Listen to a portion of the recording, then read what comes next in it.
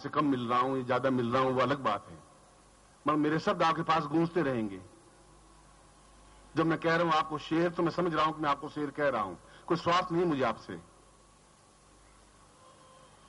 आपको तैयार करने में, आपको झपट्टा लगा की क्रिया में, आपको आंख से आंख मिलाने की क्रिया में जो तैयार कर रहा हूं, उससे मेरा कोई स्वार्थ नहीं है।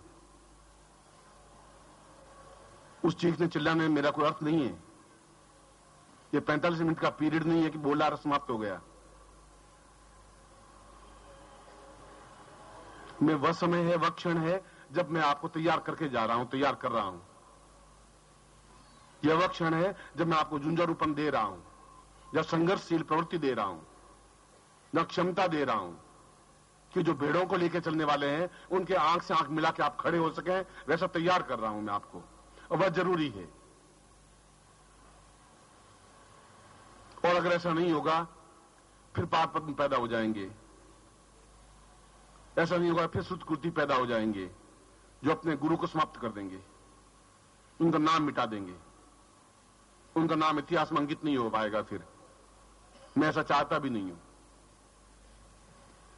आपको तपस्या का बल देना चाहता हूं, आपको साधना का बल देना चाहता हूं, आपको दीक्षाओं का बल देना चाहता हूं, आपके प्राणों की आहुति देकर के भी आपको तैयार करना पड़ता है, तैयार करना चाहता हूं।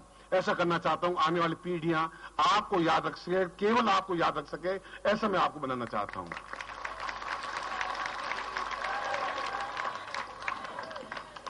मुझे आपके पिताओं से और आपके दादाओं से कोई जरूरत नहीं है, आवश्यकता नहीं है मेरी। मुझे आपके बेटों और पोतों से भी मुझे कोई जरूरत नहीं है आपकी।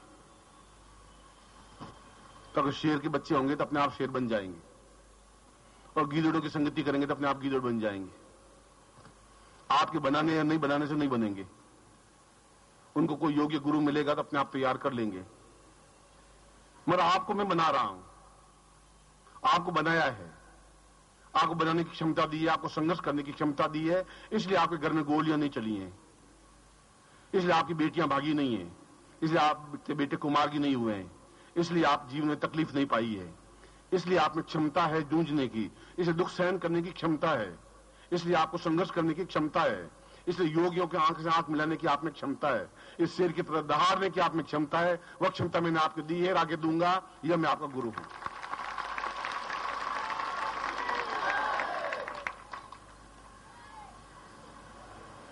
और उस पर उपनिषद में भी यही कहा है, गुरु केवल मिट्टी का लौंदा नहीं होता, गुरु फैले हुए पेट का एक मांस का लोथड़ा नहीं होता, गुरु एक पलंग पर लेटा हुआ व्यक्ति नहीं होता, गुरु गुलाब के फूलों से सजा हुआ व्यक्ति नहीं होता। गुरु वह होता है जो शिष्यों में एक आग लगा दे, चेतना पैदा कर दे, एक क्षमता पैदा कर दे, और वो आग, वो क्षमता, वह ताकत, वह साहस, वह जिंदगी अपने प्राणों को देकर के दी जाती है, सिखा करके दी जाती है, तपस्या की अनुभूति से दी जाती है। आज उसका महत्व तो आपको समझ में आवे या नहीं आवे, तो समझ में तब आएगा जब आप के अंदर एक विशाल सूर्य का उदय होगा। तब आप सीना चीर के दिखा सकेंगे कि पूरा ब्रह्मांड आपके अंदर है। जब आप में सीना चीरने की क्षमता आ पाएगी। अभी तक तो यह हुआ है कि आपके सीने में ब्रह्मांड है, एक बाहर का ब्रह्मांड है, एक आपके शरीर के अंदर ब्रह्मांड है। इस शरीर को ब्रह्मांड ही कहा गया है। जो शरीर में ब्रह्मांड है वही विश्व में ब्रह्मांड है। विश्व और आप दोनों अलग अलग नहीं है। विश्व में आप में समाहित है, आप विश्व में समाहित है। यह ऊंची क्रिया है, मगर वह क्रिया आपके लिए है। उस जगह आप खड़े हैं। अब आपको हाथ पकड़ के अ सिखाने की मुझे जरूरत नहीं है। अब आपको मुझे बोल मिठू राम राम कहने की जरूरत नहीं है।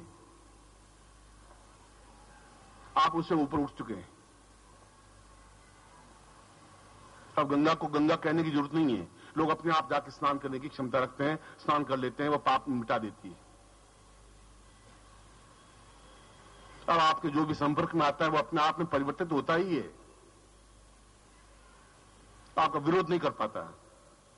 अब यूं तो देवताओं का विरोध भी हुआ ही था। विरोध हो, संघर्ष हो, हमारे जीवन में आए, मगर फिर आपका अहित आज तक हुआ नहीं है, आपका अहित हो भी नहीं सकता।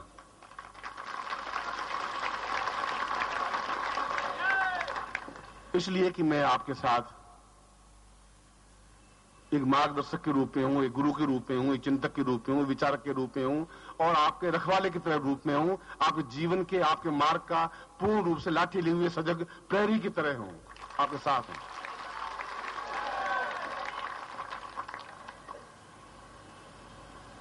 इसलिए ये 3 दिन, आज का दिन, कल का दिन, परसों का दिन,